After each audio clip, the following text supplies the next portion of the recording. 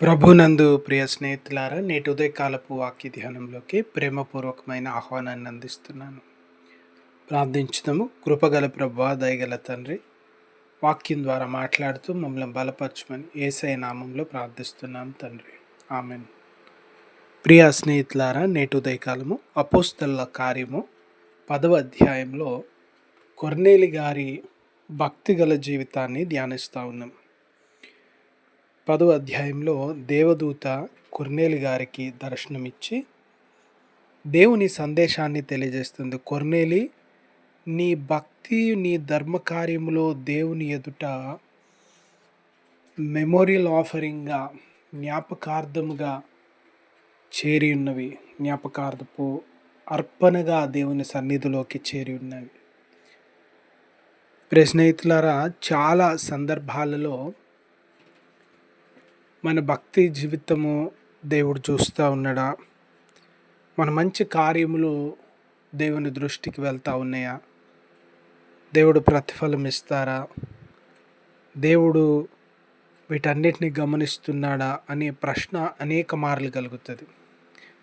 లేదా ఇంకొన్ని సందర్భాల్లో త్వరగా లాభాలు పొందుతూ చెడ్డ మార్గంలో వెళ్తున్న వ్యక్తుల్ని చూసి వీళ్ళందరూ బాగుపడుతూ ఉన్నారు, నేను ఇంత నీతిగా ఉన్నా, నేను భక్తిగా ఉన్నా, నేను ప్రార్థన పూర్వకంగా ఉన్నా, దీనివల్ల ఏం జరిగింది, దీనివల్ల నేనేం సాధించిన, దీనివల్ల ఏం పొందుకుంటున్నా, నా మంచి క్రియలకు ప్రతిఫలం ఏది, లేదా నా మంచి క్రియలను, నా భక్తిగల జీవితాన్ని ఎవరు చూస్తూ ఉన్నారు?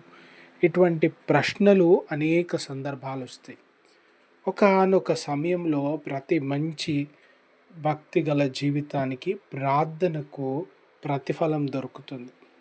కొర్నేలి గారికి మనుషులు కాదు, స్నేహితులు కాదు, బంధుమిత్రులు కాదు, ఇప్పుడు కొర్నేలి గారిని గురించినటువంటి రిపోర్టు, కొర్నేలి గారి గురించినటువంటి సాక్ష్యము, కొర్నేలి మరియు అతని కుటుంబం గురించినటువంటి నివేదిక ఏవాది దేవుడు దూత ద్వారా సందేశాన్ని తెలియజేస్తున్నాడు. కొర్నేలి, ఇదిగో నీ భక్తిగల కార్యములు, నువ్వు నీ కుటుంబము జీవిస్తున్నటువంటి జీవిత విధానము దేవుని దృష్టికి చేరింది.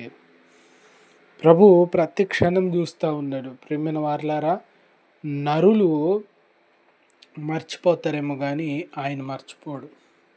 వాల్టర్ బ్రూగర్మ్యాన్ అనేటువంటి దైవజనుడు పాత నిబంధన గ్రంథం గురించి రాస్తూ హన్నా భక్తురాలు గురించి తెలియజేస్తూ ఉన్నాడు. హన్నమ్మ దేవాలయంకి వెళ్ళి చేసిన ప్రార్థన ఏంటంటే, ఇదిగో నీ దాసురాలి దీనస్థితిని కటాక్షించి నన్ను జ్ఞాపకం చేసుకో, నన్ను జ్ఞాపకం చేసుకో ప్రభువా అని ఎవరికి చెప్తా ఉంది? దేవునికి చెప్తా ఉంది. ప్రభువా, నన్ను జ్ఞాపకం చేసుకో అయ్యా, నన్ను జ్ఞాపకం చేసుకో. ఆయన ఎన్నడూ మర్చిపోవాడు కాదు.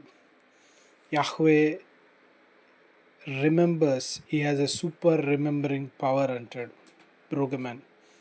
ఆయన ఎంత గొప్పగా జ్ఞాపకం చేసుకుంటాడు, ఇంకెవరూ జ్ఞాపకం చేసుకోలేరు.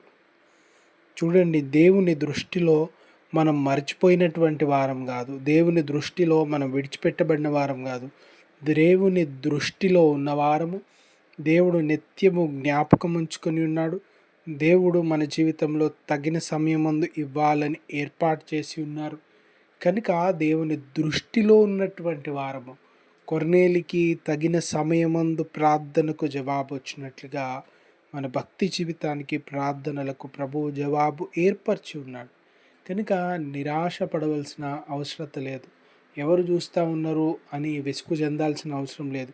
అన్నీ చూచువాడు, అన్నీ గమనించువాడు, అన్ని ప్రార్థనలను చేర్చుకునేవాడు, అన్ని మంచి కార్యములకు ప్రతిఫలం ఇచ్చేవాడు, మేలు కార్యములు, ఇతరులకు సహాయం చేయుట, దాన ధర్మములు చేయుట, ఇతరుల బాధలో దుఃఖంలో ఆదరించేటువంటి ప్రేమగల కార్యములకు ప్రతిఫలం ఇచ్చేటువంటి దేవుడు. అపోస్తుల కార్యములలో పరిశుద్ధాత్మ కార్యములను మనం చూస్తూ ఉన్నాం. పరిశుద్ధాత్మ దేవుడు భక్తి కేవలం మాటలతో కాదు, అద్భుతమైనటువంటి క్రియలు జరిగిస్తున్నటువంటి దైవజనులను చూస్తూ ఉన్నాం. బర్నబాని చూస్తూ ఉన్నాం, తబితమ్మని చూస్తూ ఉన్నాం, కొర్నేలిని చూస్తూ ఉన్నాం. వీరంతా వారి భక్తి జీవితంలో మేలు చేసిన వారు, వారి భక్తి పేదలను ఆదరించింది. వారి భక్తి దుఃఖంలో ఉన్న వారిని దర్శించింది. వారి భక్తి ఇతరులకు సహాయం చేస్తూ ఉంది. వారి భక్తి ఇతరులతో పంచుకుంటూ ఉంది. అటువంటి అద్భుతకరమైనటువంటి భక్తి దేవుడు మనకు దయచేసి మనల్ని దీవించునుగాక. ఆమెన్. God bless you.